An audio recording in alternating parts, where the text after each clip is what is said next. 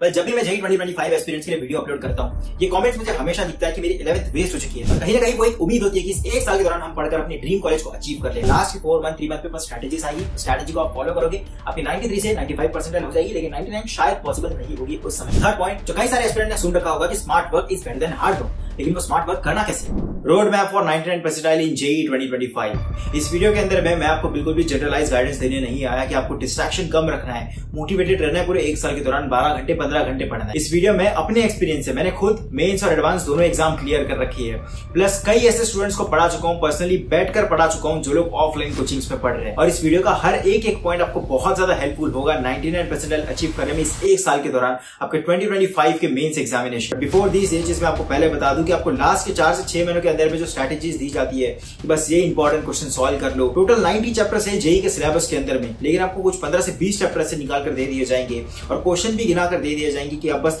इतने चैप्टर्स कर लो, इतने क्वेश्चन से ये क्वेश्चन है, इसे मैप करा के दे देंगे कि ये क्वेश्चन इस चैप्टर से है और आपकी 99 परसेंटाइल अचीव हो जाएगी। लेकिन ये चीज मुझे प्रैक्टिकली बिल्कुल पॉसिबल नहीं लगती। अगर आपको 99 परसेंटाइल जैसा स्कोर अचीव करना है अपने मेंस के अंदर में, तो आपको डेफिनेटली सफिशिएंट टाइम चाहिए। ये 4-6 महीनों के अंदर में 99 परसेंटाइल नहीं आती, और अगर आ भी गई तो सामने जाकर एडवांस के अंदर में सिलेक्शन होगा, इसकी कोई गारंटी। इसलिए अभी जहां हमारे पास में पूरी की पूरी 12th बची हुई है, अगर हम अभी से एफर्ट मारे तो डेफिनेटली ये चीज पॉसिबल है कि हम 99 परसेंटाइल के स्कोर तक पहुंच जाए और उसके बाद में सामने जाकर फाइनली एडवांस में भी एक अच्छी खासी हमारी रैंक आ जाए। और एक और डिस्क्लेमर मैं आपको दे दूं कि इस वीडियो को लास्ट तक देखना बहुत इंपॉर्टेंट। तो स्टार्ट करते हैं पॉइंट नंबर 1 से, जिन लोगों की 11th वेस्ट हो चुकी है। जितने भी स्टूडेंट्स होते हैं जिन लोगों की कुछ कारणवश अपनी 11th वेस्ट हो जाती है, शायद उनके पास में प्रॉपर गाइडेंस नहीं था, कोई गलत रिसोर्स को फॉलो कर रहे थे, उतने ज्यादा सीरियस नहीं, और कहीं ना कहीं वो एक उम्मीद होती है कि इस एक साल के दौरान हम पढ़कर अपनी ड्रीम कॉलेज को अचीव कर ले। अब ऐसे स्टूडेंट्स के लिए सबसे पहले फोकस करना है करंट सिलेबस के ऊपर। करंट सिलेबस बहुत ज्यादा इंपॉर्टेंट है। बहुत सारे लोग ये स्ट्रेटेजीज तो देख लेंगे कि बैकलॉग कैसे क्लियर करें, जो चैप्टर्स हम वेस्ट कर चुके हैं अपने 11th के दौरान उसको क्लियर कैसे करें। अब वो स्ट्रेटेजीज को देखने के बाद वो चैप्टर्स क्लियर हो तो जाएंगे, लेकिन उस बैकलॉग को क्लियर करने के चक्कर में जो हम अभी 12th में सिलेबस पढ़ रहे हैं, जो हमारे करंट सिलेबस है, करंट चैप्टर्स है,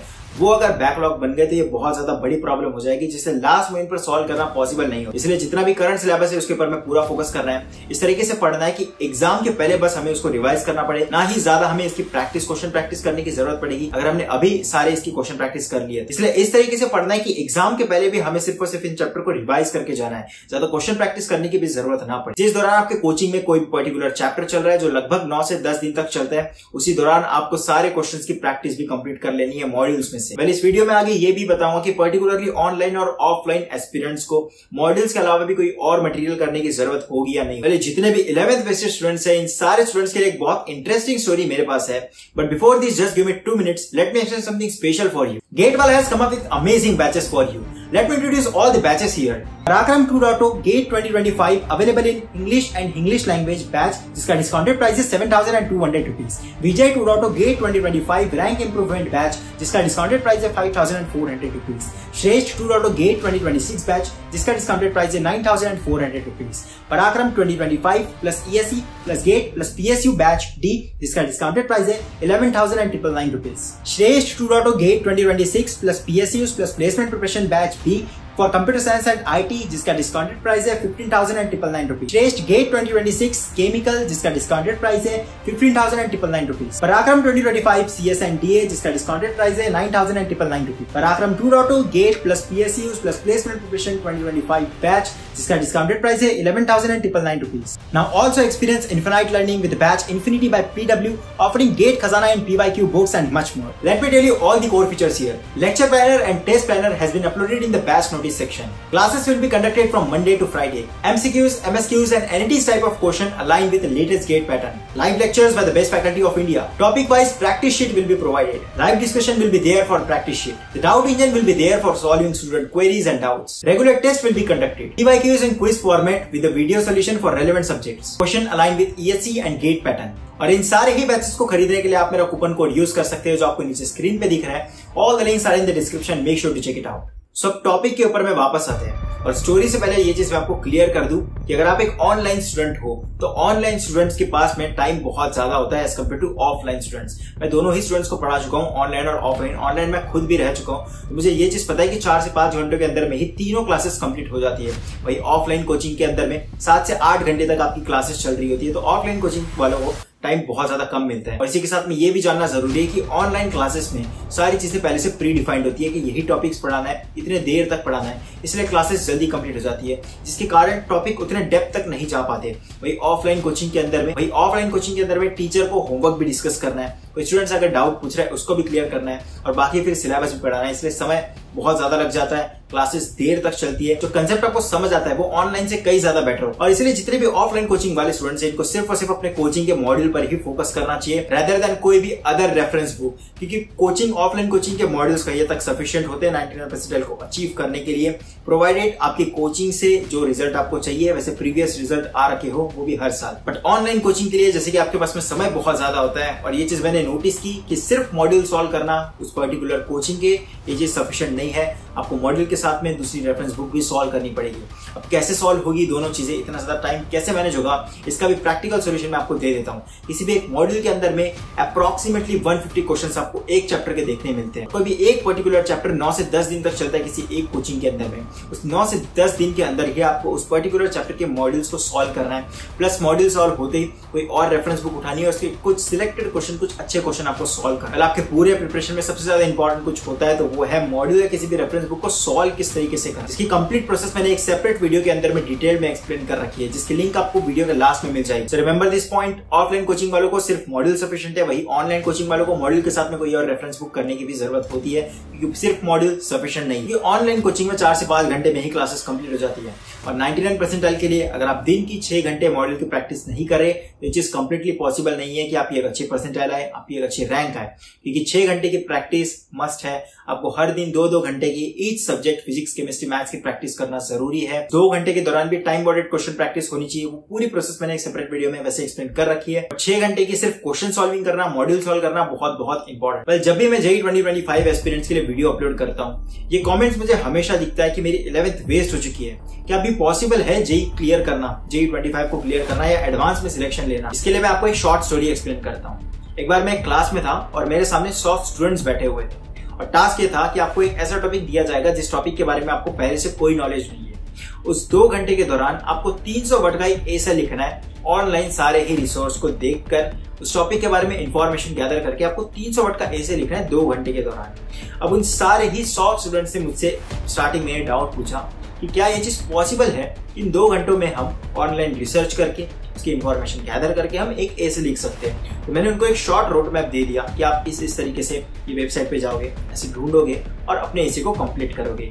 अब उस 2 घंटे में से आधा घंटा बीत जाता है, सब अपनी रेस चालू करते हैं और ऐसे करते करते उन 2 घंटे में से आधा घंटा बीत जाता है और उन 100 में से 95 स्टूडेंट्स फिर से डाउट पूछते हैं कि हमने तो अब तक कुछ नहीं किया, जितना पढ़ा है वो सारी चीजें कुछ समझ नहीं आ रही, उसके बारे में लिखना क्या है वो टॉपिक ही समझ नहीं आ रहा। उसके बाद फिर से मैं उन 95 स्टूडेंट्स को गाइड करता हूँ कि आपको इस तरीके से न्यूज़लेटर पढ़ना है, आपको इस तरीके से इंफॉर्मेशन गैदर करनी है, ऑनलाइन टॉपिक को ऐसे सर्च करना है और उसके बाद में फाइनली अपने थॉट्स को कन्वर्ट करके उस एसे में लिख रहे हैं। फिर से उन 1.5 घंटे में से फिर आधा घंटा बीत जाता है और फिर जब सिर्फ 1 घंटा बचता है तब फिर उन 100 में से 93 स्टूडेंट्स फिर से डाउट पूछते हैं। फिर उस बचे हुए 1 घंटे में से वो 100 में से 93 स्टूडेंट्स फिर से डाउट पूछते हैं कि इस 1 घंटे के दौरान मैंने कुछ नहीं किया, कंप्लीटली वेस्ट हो गया, बाकी सारे स्टूडेंट्स तो कई ज्यादा आगे चले गए होंगे और इन 100 स्टूडेंट्स में से भी सिर्फ 10 स्टूडेंट सिलेक्ट होना है। तो कंपटीशन कितनी ज्यादा हाई है, क्या ये सच में पॉसिबल है कि अभी 1 घंटे के दौरान हम एक अच्छे से अच्छा एसे लिख सकते हैं। मैंने फिर से गाइड करता हूँ, फिर से वही प्रोसेस फॉलो होती है और ऐसे करते करते उन 2 घंटे में से लास्ट का 1 मिनट बचता है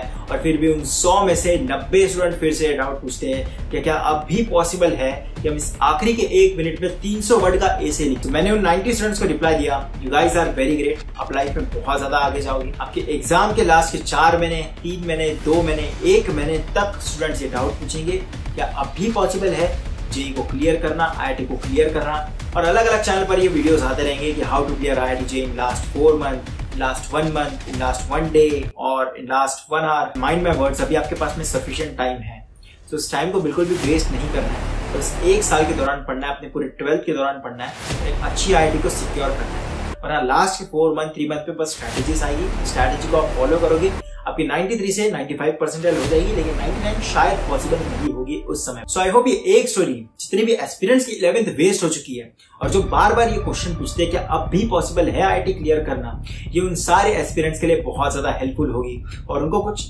यूजफुल इंसाइट्स मिले होंगे इस स्टोरी से। So let's move on our second point, जो है मॉक टेस्ट। मॉक टेस्ट देना आपके प्रिपरेशन में बहुत ज्यादा इंपॉर्टेंट होगा, क्योंकि अगर आप पढ़ते जा रहे हो और खुद के प्रिपरेशन को मॉनिटर नहीं कर रहे, मॉनिटर करने का सबसे बेस्ट तरीका होता है मॉक। और मॉक टेस्ट में भी मैं ये चीज बहुत ज्यादा रिकमेंड करता हूँ कि अगर आप अफोर्ड कर सकते हो तो अंडर 10,000 कोई भी एक बेस्ट ऑफलाइन मॉक टेस्ट को ज्वाइन करो। इस मॉक टेस्ट के अंदर में लगभग 5,000 स्टूडेंट्स तक उस मॉक टेस्ट को अटेम्प्ट करते हैं एक टाइम पर, जिसके आपको ऑल इंडिया रैंक निकाल कर मिलती है। ऐसी कोई भी अगर आपको ऑफलाइन मॉक टेस्ट मिल रही है वो बहुत ज्यादा हेल्पफुल होगी आपके लिए। जिस भी पर्टिकुलर प्लेटफॉर्म पर आप पढ़ रहे हो उस प्लेटफॉर्म की कोई भी आपको सिंगल मॉक टेस्ट भी मिस नहीं करनी, ये बहुत इंपॉर्टेंट है।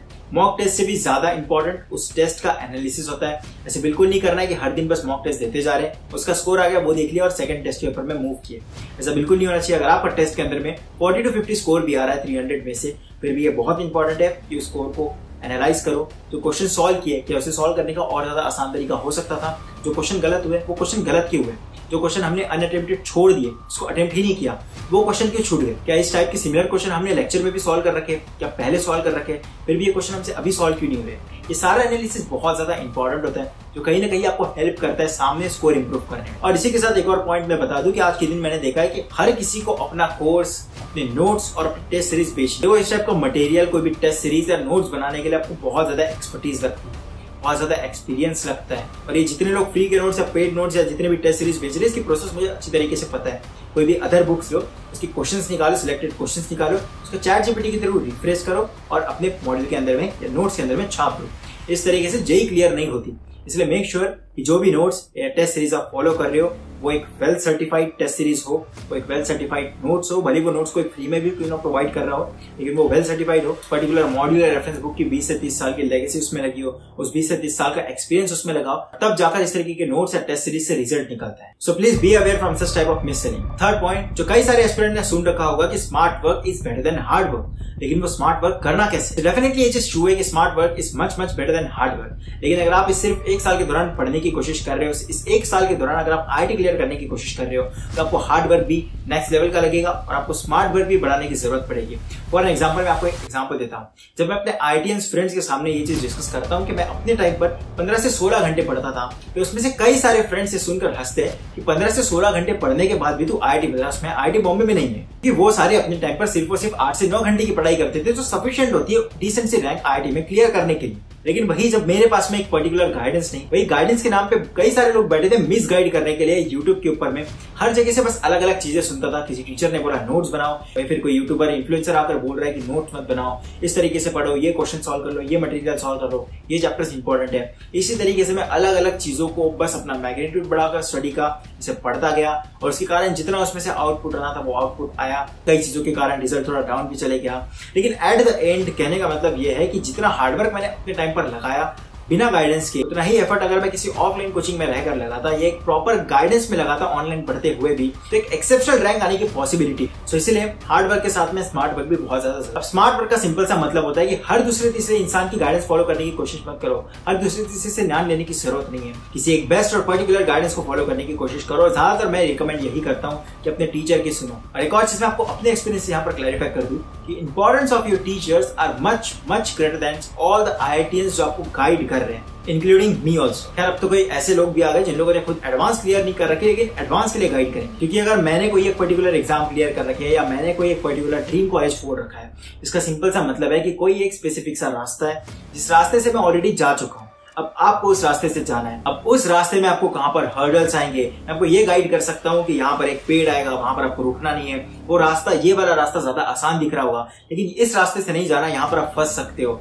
या इस स्पेसिफिक पॉइंट पर पहुंचने के बाद अगर आप ये करते हो तो ये ज्यादा इफेक्टिव होगा वहां तक पहुंचने के लिए। ये सारी चीजें गाइड मैं आपको कर सकता हूँ, लेकिन उस रास्ते पर चलना कैसे, ये आपको आपका टीचर ही सिखाएगा, जो कई ज्यादा इंपॉर्टेंट है। डेफिनेटली एज एन आईआईटीएन मैं आपको हेल्प कर सकता हूँ आपकी आईआईटी क्लियर कराने में, आपकी रैंक इंप्रूव कराने में, आपकी डिफिकल्टीज कम कराने में, लेकिन विदाउट टीचर ये चीज पॉसिबल नहीं है। जो कुछ लोग आपको गाइड करते हैं कि टीचर्स की मत सुनो, लेक्चर देखने की जरूरत नहीं है, खुद से पढ़ो। मैंने आज तक इतने सालों में कोई भी ऐसा आईआईटीएन नहीं देखा जिसने बिना किसी टीचर के सुने बिना किसी टीचर से पढ़े अपनी IIT क्लियर की हो। डेफिनेटली ये मेरा पर्सनल ओपिनियन हो सकता है, but according to me teachers की इंपॉर्टेंस होना बहुत ज्यादा इंपॉर्टेंट है। Now the fourth point is monitor your preparation. अपनी प्रिपरेशन को मॉनिटर करना बहुत ज्यादा इंपॉर्टेंट है। अगर आप सिर्फ पागलों की तरह इस एक साल के दौरान सिर्फ और सिर्फ पढ़ते ही चले गए और अपने प्रिपरेशन को मॉनिटर नहीं कर रहे कि आप किस डायरेक्शन में जा रहे हो, अगर आपने सिर्फ और सिर्फ मैग्नीट्यूड पे फोकस किया, डायरेक्शन पे फोकस नहीं किया, तो शायद आपका वेक्टर उतना ज्यादा इफेक्टिव नहीं होगा। इसलिए प्रिपरेशन को मॉनिटर करना बहुत ज्यादा इंपॉर्टेंट है।